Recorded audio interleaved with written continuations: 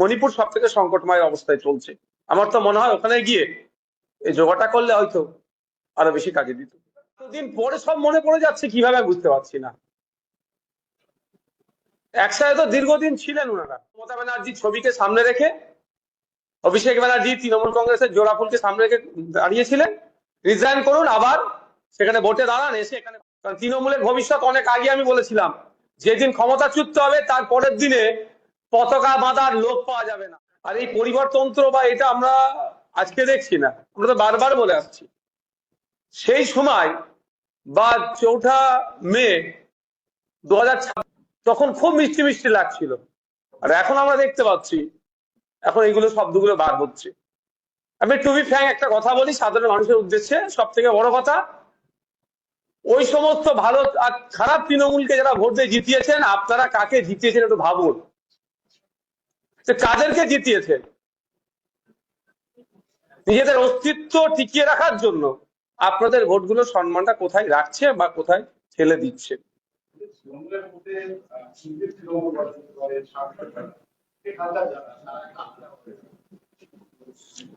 দেখুন, কে কোন গ্রুপে যাবে সেটা আমি ডিসাইড করে দিতে পারি না, এটা তাদের সম্পূর্ণ ব্যক্তিগত মতামতের উপর নির্ভর করছে।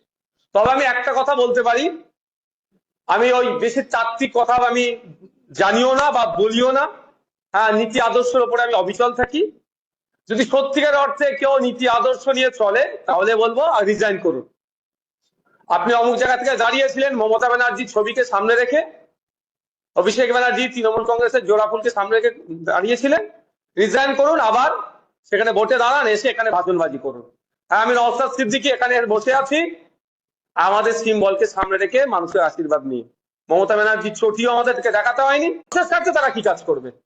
নিজের স্বার্থের জন্য হয়েছে। আমি এখানে তৃণমূলের হয়ে কালিতি করতে আসছি না, কারণ তৃণমূলের ভবিষ্যৎ অনেক আগে আমি বলেছিলাম যেদিন ক্ষমতাচ্যুত হবে তার পরের দিনে পতাকা বাঁধার লোক পাওয়া যাবে না। আর আপনারা দেখুন, আমাকে একটা জায়গা দেখান, এই আজকে 1.5 মাস পার হতে যাচ্ছে, নতুন করে তৃণমূলের ঝান্ডা 1.5 মাসে কোথাও লাগাতে পেরেছে? 15 বছরের কথা কিছুক্ষণ আগেই বললেন যে 15 বছর গণতন্ত্র ছিল না, 15 বছর কিছুই হয়নি। গীতব্রত কি 15 বছর নিজে ঘুরিয়েছিলেন? দেখুন, আমি ব্যক্তিগত কাউকে আক্রমণে যাব না, আমি শুধু একটা কথা বলবো যে যে অন্যায়কে এতদিন তেনারা সহ্য করেছিলেন না প্রতিবাদ করে, তাহলে মানুষ, সাধারণ মানুষ জানতে নিশ্চিতভাবে তাদের কাছে চাইবে যে এতদিন আপনারা আমাদের চোখ কেন খোলেননি।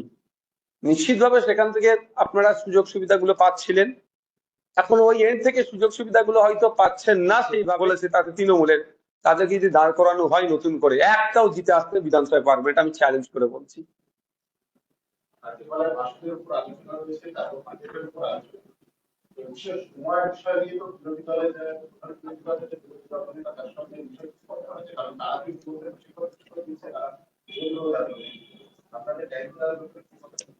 দেখুন, আমি এটা সেকেন্ড টাইম এমএলএ, কাকে বললে টাইমটা পাওয়া যায় সেটা আমি জানি, আমি তাকে জানিয়ে দিয়েছি যে আমার জন্য এই টাইমটা বরাদ্দ করতে হবে। তার কাজ হবে আমার টাইমটা রেখে বাকি টাইম ডিস্ট্রিবিউট করে। কোনো কথা হবে না, আমাকে আমার টাইম দিতে হবে, আর আমি আমার টাইম দিয়ে নেওয়ার জন্য কাউকে তেল লাগাবো না। আমি মানুষকে কিছু সাবধানী পানি দিতে এসেছি। আমি নওশাদ সিদ্দিকীরা জামা বদলাই না, আমরা জামা বদলাই না, রায়কে প্রতিষ্ঠা করি। কিছু সাবধানী পানি যদি না দিই আমডাঙ্গার মানুষের ক্ষতি হয়ে যেতে পারে। তাই আমডাঙ্গার মানুষকে একটু সজাগ করতে এসেছি। কে চোর, কে ডাকাত, কে ওয়াকফ সম্পত্তি কেড়ে নিচ্ছে, তাকে কে সহযোগিতা করছে, আমরা কম বেশি জেনে গিয়েছি, তাই না? ওয়াকফ সম্পত্তি নিয়ে কে দুর্নীতি করেছে, কত লুটেছে, সেটাও আমরা জেনে গেছি, তাই না ভাই? এখন শুধু